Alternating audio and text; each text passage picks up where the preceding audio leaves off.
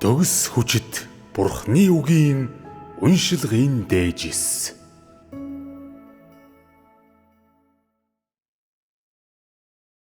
Нэршил болон ялгамж чанарын талаар.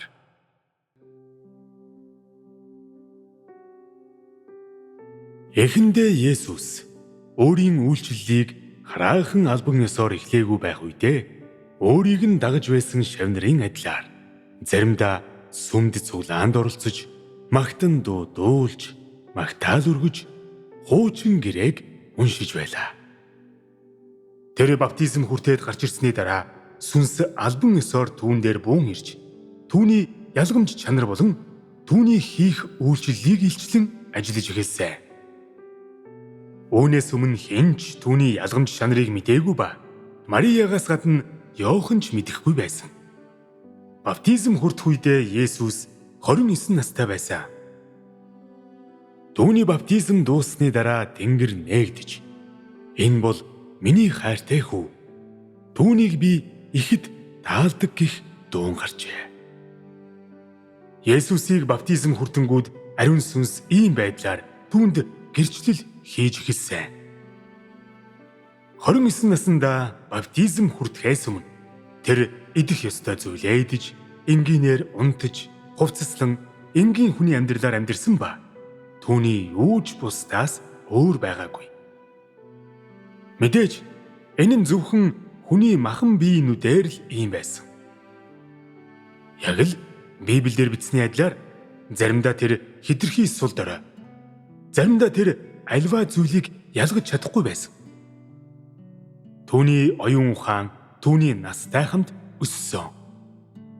Эдгээр үгсэн зүгээр л тэр энгийн хэвийн хүн чанартай байсан бөгөөд бусад энгийн хүмүүсээс үнэндээ өөр байгаагүй харуулж байгаа юм. Тэр мөн энгийн хүн шиг өссөн ба түүнд онцгой зүйл юу ч байгаагүй. Гэсэн ч тэр Бурхны халамж, хамгаалалт дор байсан. Баптизм хүртснийхээ дараа тэр соригдож эхэлсэн. Үүний дараа тэр өөрийн үйлчлэлийг хэрэгжүүлж, ажиллаж эхэлсэн ба хүч чадал, мэрэгэн ухаан, эрх мэдэл эзэмшсэн байсан. Энэ нь ариун сүнс түүн дотор ажиллаагүй, эсвэл түүний баптизмын өмнө түүн дотор байгаагүй гэсэн үг биш. Түүний баптизмаас өмнө ч гэсэн ариун сүнс түүний дотор оршиж байсан боловч албан ёсоор ажиллаж эхлэегүй байсан. Учир нь Бурхан өөрийн ажлаа хийх үед хязгаар байдаг. Цаашлаад энгийн хүмүүс энгийн өсөх үйл явцтай байдаг. Ариун сүнс үргэлж түүний дотор амьдэрсэн.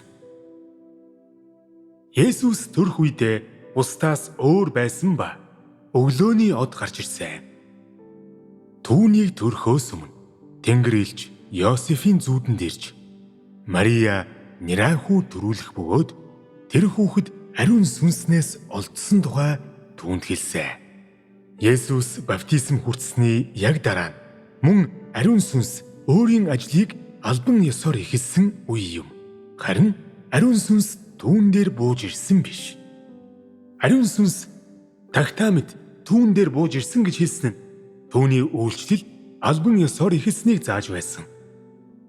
Бурхны сүнс түүн дотор өмнө нь байсан боловч цаг нь болоогүй байсан учраас тэр ажиллаж эхлэегүй байсан бөгөөд сүнс ажлаа яаран эхлэегүй. Баптизмаар дамжуулан сүнс түүнд гэрчлэл хийсэн. Түүнийг уснаас гарч ирэх үед сүнс түүн дэх ажлаа албан ёсоор эхэлсэн ба энэ нь Бурхны мах бод болсон би өөрийн үйлчлэлийг хэрэгжүүлж эхэлсэн бөгөөд золин авралын ажлаа эхэлсэн гэдгийг илэрхийлсэн. Өөрөөр хэлбэл нэгүслийн 90 үеийн ажил албан ёсоор эхэлсэн. Иймээс тэр ямар ч ажил хийх нь хамаагүй Бурхны ажилд тодорхой цаг байдаг. Баптизм хүртсэний дараа Есүст ямар ч онцгой өөрчлөлт гараагүй. Тэр мөн л өөрийн анхны махан биетэйгээ байсан.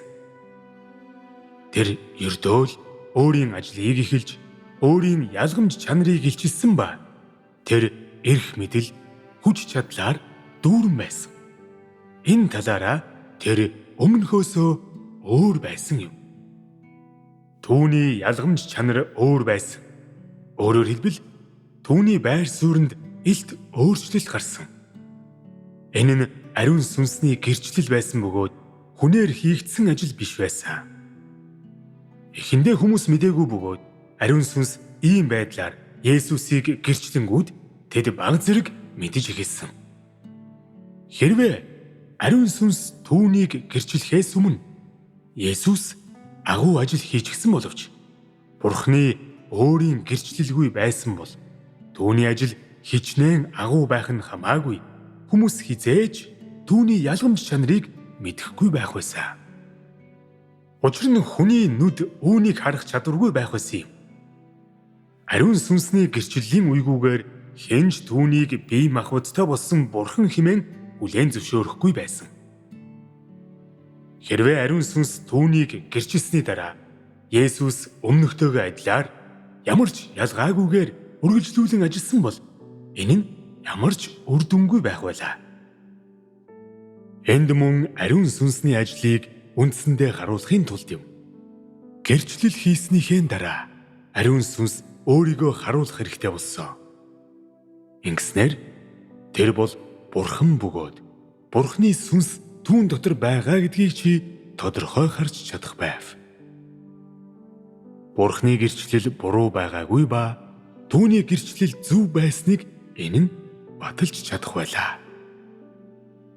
Хэрвээ өмнөх болон дараах ажил адилхан байсан бол бие махбодтой болсон Бурханы үйлчлэл болон ариун сүнсний ажил нь чухалчлагдахгүй байх байсан.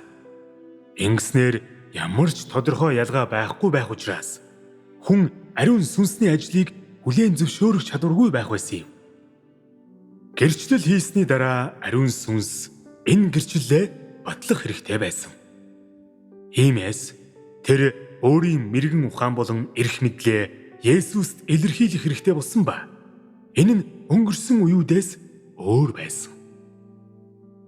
Мэдээж энэ нь баптизмын үр дүн байгаагүй. Баптизм бол зүгээр л ёслол. Баптизм нь зүгээр л түүний үйлчлэлээ хэрэгжүүлэх цаг болсныг харуулах зам байсан юм.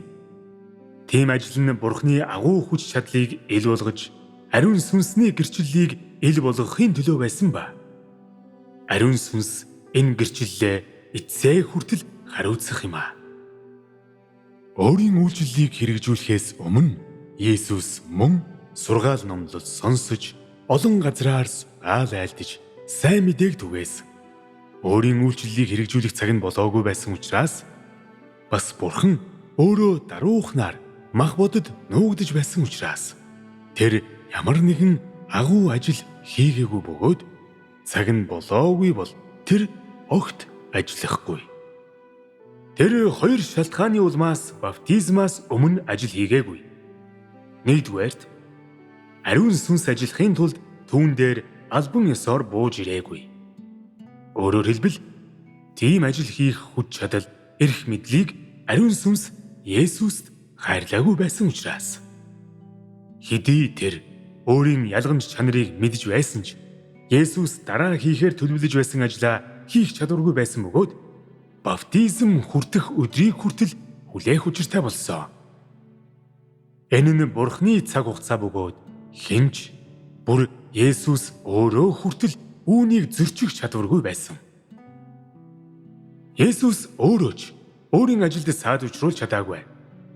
Мэдээж энэ нь Бурханы даруй чанар байсан ба түүнчлэн Бурханы ажлын хууль байсан. Хэрвээ Бурханы сүнс ажиллаагүй бол хинч түүний ажлыг хийж чадахгүй. Хоёрдугаарт тэр баптизм хүртэхээс өмнө зүгээр л маш энгийн, жирийн хүн байсан бөгөөд бусад жирийн, энгийн хүмүүсээс ямар ч ялгаагүй байсан. Энэ нь бие махбод болсон Бурхан ер бусын байгаагүй нэг тал юм. Бие махбод болсон Бурхан нь Бурханы сүнсний зохицуулалтыг зөрчөөгүй. Тэр дэг журамтай байдлаар маш энгийнээр ажилласан. Зөвхөн баптизмын дараа л түүний ажил эрх мэдэл, хүч чадалтай болсон. Өөрөөр хэлбэл хэдийгээр тэр бие махбодтой болсон бурхан байсан боловч тэр ямар ч ёр бусын үйлс хийгээгүй бөгөөд бусад энгийн хүмүүсийн адилаар өссөн. Хэрвээ Есүс өөрийн ялгамж чанарыг аль хэдийн мэдж баптизм хүртэхээс өмнө хаасайгүй агуу ажил хийсэн бөгөөд өөрийгөө ёр бусын гэдгийг харуулж энгийн хүмүүсээс өөр байсан бол Иоханны хувьд ажиллаа хийх нь боломжгүй байгаа зогсохгүй. Бурхны хувьд ч гэсэн өөрийн ажлын дараагийн алхмыг эхлэх ямар ч аргагүй байх байсан юм. Иймээс энэ нь Бурхны хийсэн зүйл буруу болсныг батлах байсан бөгөөд Бурхны сүнс болон бие махбод болсон Бурхан нь нэг их үүсвэрээс ирээгүй гэж хүн тарагдах байсан. Иймд Библиэд бичигдсэн Есүсийн ажил нь түүний баптизм хүрснийхээ дараа хэрэгжүүлсэн ажил буюу 3 жилийн замналынхан явцад хийсэн ажил байсан. Баптизм хүртэхээс өмнө түүний хийсэн зүйлийг Библиэд бичээгүй. Учир нь тэр баптизм хүртэхээс өмнө энэ ажлаа хийгээгүй. Тэр зүгээр л энгийн хүн байсан ба энгийн хүнийг төлөөлж байсан.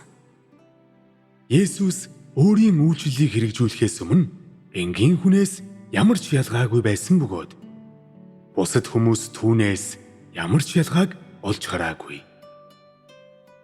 29 наснд хүрснийхээ дараа л Бурхны ажлын үе шатыг төгсгөхөөр ирсэн гэдгээ Есүс мэдсэн. Бурхнаар хийгддэг ажил нь ёр бусын байгаагүй учраас өмнө нь тэр өөрөө мэдээгүй. Тэр 12 настайдаа синагогийн цуглаанд оролцох үед Мария түүнийг хайж байсан бөгөөд тэр өөр бусад хүүхдийн нэгэн адилаар нэг л өгүүлбэр хэлсэн. Ээжээ, би өөрийн эцгийн хүслийг юунаас ч илүү дээгүүрд тавих ёстойг та мэдэхгүй гэж юу? Мэдээж нэгэнд тэр ариун сүнснээс олдсон болохоор Есүс зарим нэг талаараа онцгой байж чадахгүй гэж юу? Гэхдээ түүний онцгой байдал нь тэр ёр бусын байсан гэсэн утгатай биш байсан. Харин тэр өөр ямар ч жаахан хүүхдүүдээс илүүгээр Бурхныг хайрлаж байсан. Хэдийгээр тэр харагдах дүрээрээ хүн байсан боловч түүний мөн чанар нь онцгой бөгөөд бусдаас өөр байсан юм. Гэхдээ зөвхөн баптизм хүрснийхээ дараа л тэр ариун сүнс түүн дотор ажиллаж байгааг үнэхээр мэдэрч тэр бол Бурхан өөрөө юм а гэдгийг мэдэрсэн. Тэр 33 настай болсон үедээ л ариун сүнс түүгээр дамжуулан цовдлын ажлыг хэрэгжүүлэхээр төлөвлөсөн гэдгийг үнэхээр ухаарсан юм. Матайгийн сайн мэдээнд бичигдсэн шиг 32 настайдаа тэр зарим дотоод үннийг мэдэж авсан. Симон Петр, та бол Христ, амьд Бурхны хүү мөн гэв. Тэр цагаас эхлэн Есүс Иерусалим руу хэрхэн явах ёстойгоо ахлагчид, ахлах тахилч нар, хуулийн багш нараас их зовлон амсах, алуулах, 3 дахь өдөр нь дахин гарч ирэх зэрэгэ шавнартаа хэлв. Тэр өмнө нь ямар ажил хийх ёстойгоо мэдэхгүй байсан боловч тодорхой цаг үед мэдсэн. Тэр дөрөнгүүтээ Бүхнийг бүр мэдээгүй. Ариун сүнс түүн дотор айжмаар ажилласан ба ажилд тодорхой үйл явц байсан. Хэрвээ бүр эхнээсээ л тэр бол Бурхан, Христ, бие махбод болсон хүний хүү бөгөөд цовдлын ажлыг хэрэгжүүлэх ёстой гэдгээ мэдж байсан бол яагаад тэр өмнө нь ажиллаагүй юм бэ?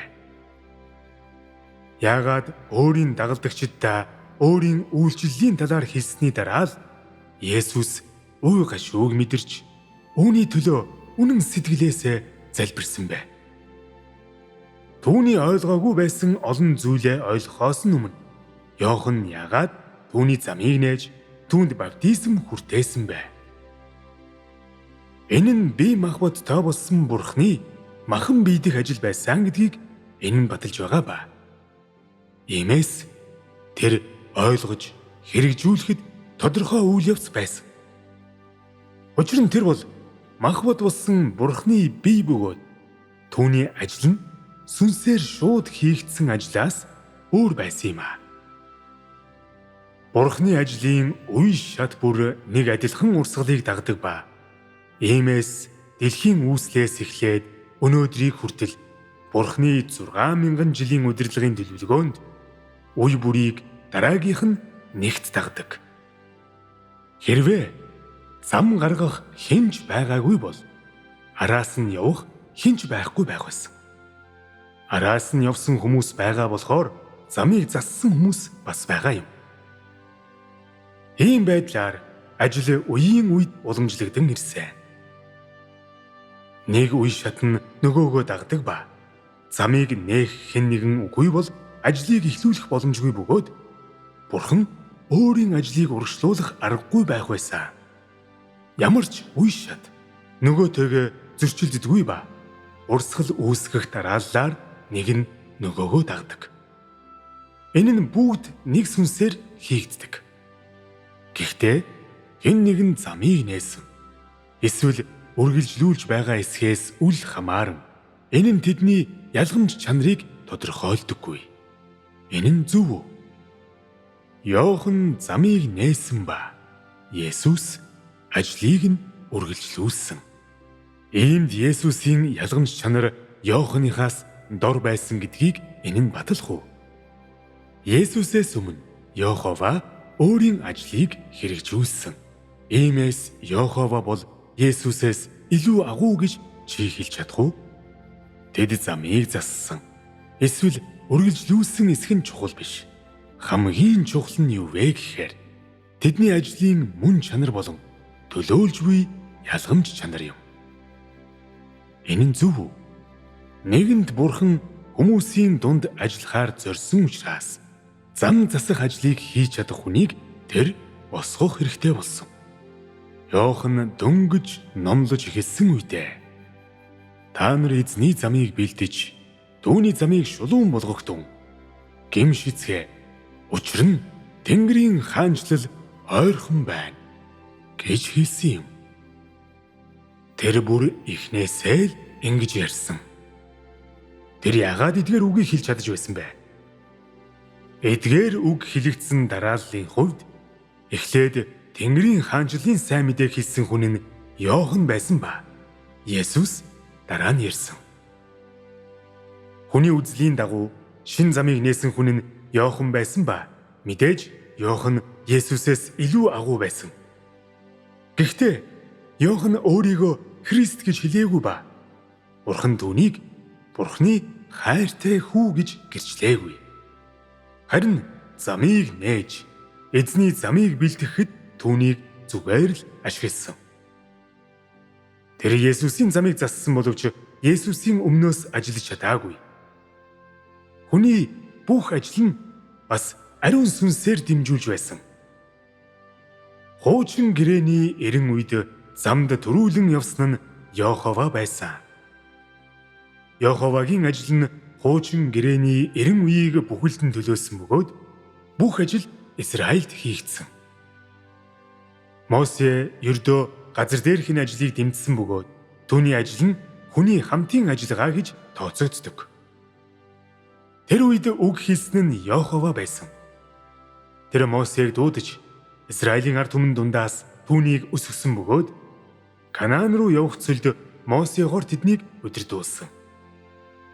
Энэ нь Мосегийн өөрийн ажил биш байсан боловч энэ нь Йоховагаар биечлэн чиглүүлэгдэж байсан. Иймээс Мосег Бурхан гэж нэрлэж болохгүй. Мосеж бас хууль бичсэн.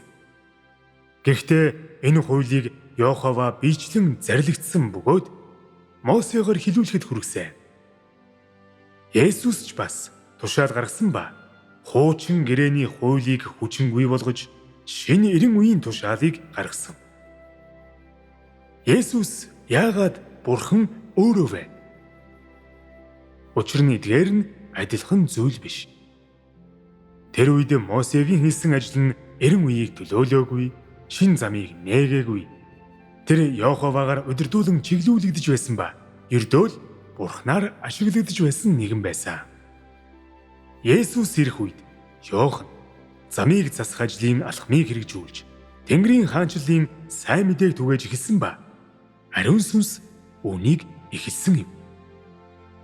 Есүс гарч ирэхдээ өөрийн ажлыг шууд хийсэн боловч түүний ажил болон Мосегийн ажил ба айлдварын хооронд ихээхэн ялгаа байсан. Исаяч бас олон зөвгнөл хэлсэн. Тэгвэл яагаад тэр Бурхан өөрөө байгаагүй вэ?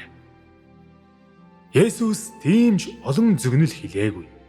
Гэтэл тэр яагаад Бурхан өөрөө байсан бэ? Тэр үеийн Есүсийн ажил бүгд ариун сүнснээс ирсэн гэж хинж хэлж зүрхлэхгүй. Мөн тэд энэ нь бүгдээрээ хүний хүслээс ирсэн. Эсвэл энэ нь бүхэлдээ Бурханы өөрийн ажил байсан гэж хэлж зүрхлэхгүй. Хүн ийм зүйлсийг судалж шинжлэх ямар ч аргагүй. Исая тийм ажил хийсэн ба тийм зөвнөл хийсэн. Тэдгээр нь бүгд ариун сүнснээс ирсэн гэж хэлж болно. Тэдгээр нь шууд Исаягаас өөрөөс нь ирээгүй боловч Йоховагийн илчлэл байсан юм. Есүс агуу их ажил хийгээгүй ба олон үг хэлээгүй. Бас тэр олон зөвнөл хэлээгүй. Түүний тунхаглаж байгаа нь хүнд тийм ч агуу санагдаагүй. Гэсэн ч тэр Бурхан өөрөө байсан ба энэ нь хүнээр тайлбарлагдашгүй юм. Хэн ч Йоханд эсвэл Исаяд эсвэл Дэвидэд итгэж байгаагүй. Хэн ч тэднийг Бурхан эсвэл Дэвид Бурхан эсвэл Йохан Бурхан гэж дуудаагүй. Хэн ч ингэж хэлээгүй ба зөвхөн Есүсийг л Христ гэж дуудсан. Бурханы гэрчлэлийн дагуу түүний хийсэн ажил, түүний хэрэгжүүлсэн үйлчлэлийн дагуу энэ ангилал хийгдсэн. Авраам, Дэвид, Йошуа, Даниэл, Исая, Йохан болон Есүс гэх зэрэг Библийн агуу хүмүүсийн тухайд тэдний хийсэн ажлаар дамжуулан хэн нь Бурхан өөрөө байсан, ямар төрлийн хүмүүс нь иш үзүүлэгчид, аль нь элчүүд байсан бэ гэдгийг чи хэлж чаднаа. Хэн нь Бурханаар ашиглагдж байсан, хэн нь Бурхан өөрөө байсан гэдэг нь тэдний мөн чанар болон хийсэн ажлаар ялгагдж тодорхойлогддог. Хэрвээ чи ялгааг нь хэлж чадахгүй байвал чи Бурханд итгэх гэдэг нь юу гэсэн үг болохыг мэдэхгүй байгааг энэ нь батлана. Есүс бол Бурхан. Учир нь тэр маш олон үг хэлж, маш их ажил хийсэн. Ялангуяа тэр олон гайхамшигыг харуулсан. Үүний адилаар Йохан ч гэсэн ихээхэн ажил хийж, олон үг хэлсэн. Мосе ч гэсэн адилхан. Яагаад тэд Бурхан гэж дуудагдаагүй вэ? Адам Бурханаар шууд бүтээгдсэн. Зүгээр л бүтээл гэж дуудагдахын оронд тэр яагаад Бурхан гэж дуудагдаагүй вэ? Хэрвээ хэн нэгэн чамд өнөөдөр Бурхан маш их ажил хийсэн ба олон үгийг хэлсэн, тэр бол Бурхан өөрөө. Тэгвэл Мосе ч гэсэн маш олон үг хэлсэн болохоор тэр ч бас Бурхан өөрөө байх ёстой гэж хэлбэл чи тэднээс эргүүлээд ингэж асуух ёстой. Тэр үед яагаад Бурхан Йоханыг биш Есүсийг Бурхан өөрөө хэмээн гэрчилсэн юм бэ? Йохан Есүсээс өмнө ирээгүй гэж үү? Йохан эсвэл Есүсийн ажлын аль нь илүү агуу байсан бэ? Хүнд Йохан Есүсээс илүү агуу харагдаж байсан ч яагаад ариун сүнс Йоханд биш, харин Есүст гэрчлэл хийсэн бэ? Өнөөдөр ч гэсэн үүнтэй адил зүйл тохиолдож байгаа. Анх Мосе Израилийн ард түмнийг дагуулж явах үед Йохова үүлэн дундаас түүнтэй ярьсан. Мосе шууд яриаггүй. Харин Йоховагаар шууд удирдуулж байсан. Энэ нь хуучин гэрээний Израилийн ажил байсан. Мосегийн дотор сүнс эсвэл Бурханы оршихуй байгаагүй. Тэрээр тэр ажлыг хийж чадаагүй. Иймээс түүний хийсэн ажил болон Есүсийн ажлын хооронд ихээхэн ялгаа бий. Энэ нь тэдний хийсэн ажил өөр байсан учраас юм. Бурханаар ашиглагдсан хүн эсвэл иш үзүүлэгч, элч, Эсвэл Бурхан өөрөө эсхийг түүний ажлын шинж чанараар ялган мэдэж болох ба энэ нь чиний эргэлзээг эцэс болгох болно. Зөвхөн хургал 7 лацыг нээж чадна гэж Библиэд бичигдсэн байдаг. Эрен үеүүдийн туршид тэдгээр агуу хүмүүсийн дунд судрыг тайлбарлагчид олон байсан. Иймээс тэд нар бол бүгдээрээ хург гэж чи хэлж чадах уу? Тэдний тайлбар бүгд Бурханаас ирдэг гэж чи хэлж чадах уу? Тэд бол ердөө судрыг тайлбарлагчид. Тэдэнд хурганы ялгамж чанар байгаагүй. Тэд хэрхэн 7 лацыг нээхэд тохирох юм бэ? Зөвхөн хургал 7 лацыг нээж чадна гэдэг нь үнэн боловч тэр зөвхөн 7 лацыг нээхээр ирсэн биш.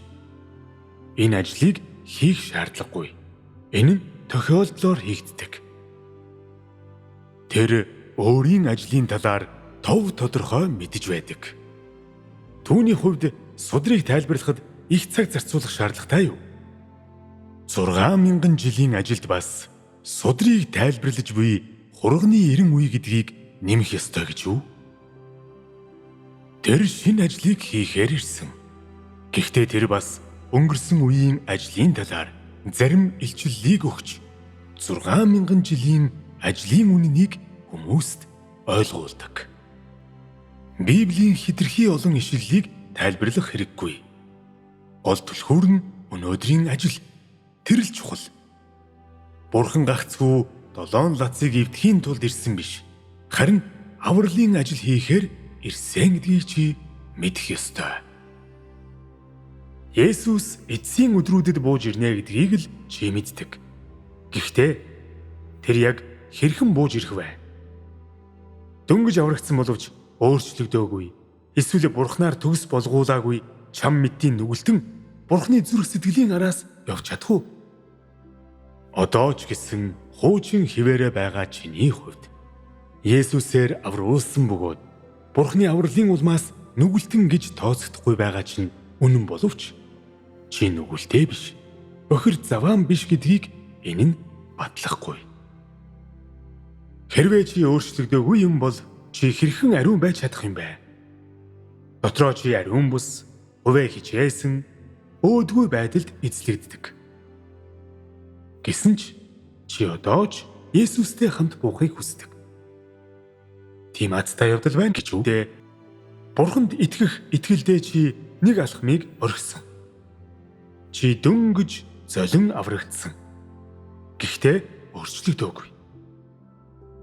Чи Бурханы зүрх сэтгэлийн дагуу байхын тулд чамайг өөрчилж цэвэрлэх ажлыг Бурхан биечлэн хийх ёстой. Хэрвээ чи зөвхөн золин аврагдсан бол ариун байдалд хүрэх чадваргүй байх болно. Ийм байдлаар чи Бурханы сайн ёроолыг хуваалцах хэрэггүй байх болно. Учир нь чи хүнийг удирдах Бурханы ажилд нэг алхмыг орхигдуулсан. Энэ нь өөрчлөгдөж төгс болгох гол үе юм аа. Иймээс дөнгөж аврагдсан нүгэлтэн чи Бурханы өв залгамжлалыг шууд өвлөн авах чадваргүй юм. Ажлын энэ шинэ үе шатны эхлэлгүйгээр сайн мэдээ тунхаглагчид, номлогчид, тайлбарлагчид, агуу сүнслэг хүмүүс гэж нэрлэгддэг та нар хэр хол явахыг хэн мэдэх вэ? Ажлын энэ шинэ үе шатны эхлэлгүйгээр та нарын ярьдаг зүйл хоцрогдсон. Энэ нь синтед залрах, эсвэл хаан болох биеийн хэмжээг бэлтгэх, өөрийгөө золиослох, эсвэл биеэ захирах төвчээртэй байх. Эсвэл бүх зүйлээс хичээл сурах, даруй байдал, эсвэл хайр юм. Энэ нь нэг хэвийн хуучин аяар дуулж байгаа хэрэг биш гэж үү? Энэ нь зүгээр л адилхан зүйлийг өөр нэрээр дуудаж байгаа тохиолдол юм. Нэг бол толгоогоо бүтээж, талах хуваах, эсвэл гараа тавин залбирч өвчтөөг идгээж чөтгөрийг зайлуулах. Ямар нэг шинэ ажил байх уу? Хөгжлийн ямар нэгэн төлөв байх уу? Хэрвээ чи ийм байдлаар үргэлжлүүлбэл чи ёс заншлыг сохроор дагаж эсвэл тогтсон журмыг мөрдөх болно. Ажилч нь маш сүрлэг гэж та нар итгэдэг. Гэхдээ энэ нь бүгд эртний үеийн хөгшчүүлийн дамжуулж заасан зүйл байсан гэдгийг та нар мэдэхгүй гэж үү? Та нарын хэлдэг, хийдэг бүхэн чинь тэдгээр хөгшчүүлийн сүрчийн үг биш гэж үү? Энэ нь тэр хөгшин хүмүүсийн нас барахын өмнө даалгасан зүйл биш гэж үү? Та нарын үйлдэл өнгөрсөн үеийн тэдгээр иш үзүүлэгчдийнхээс илүү гарна. Тэрч бүхэл бүх зүйлээс давна гэж чи бодож байна уу? Ажлын энэ үе шатны эхлэл нь хаан болж Синтид залрахыг зорьсон Witness League-ийн ажлыг гайхан бишрхийг чинь эцэс болгосон ба. Та нарын их зан сагсуурлыг зогсоосон. Ингэснээр та нар ажлын энэ үе шатанд хөндлөнгөөс оролцож чадахгүй. Ажлын энэ үе шат үгүй бол та нар аврагдахын аргагүйгээр илүү гүнзгий живэх байсан юм. Та нарын хувьд хуучин зүйл хэтэрхий их байгаа. Азар өнөөдрийн ажил та нарыг буцаан авчирсан. Тэгээгүй бол та нар ямар чиглэлд явах байсныг хэн мэдэх вүлээ? Бурхан бол үргэлж шинэлэг, хизээж хуучин байдаггүй бурхан учраас ягаад чи шин зүйлийг ирж хайдаггүй вэ? Ягаад чи үргэлж хуучин зүйлстэй зууралддаг вэ? Иймээс ариун сүнсний өнөөдрийн ажлыг мэдэх нь хамгийн чухал ач холбогдолтой юм.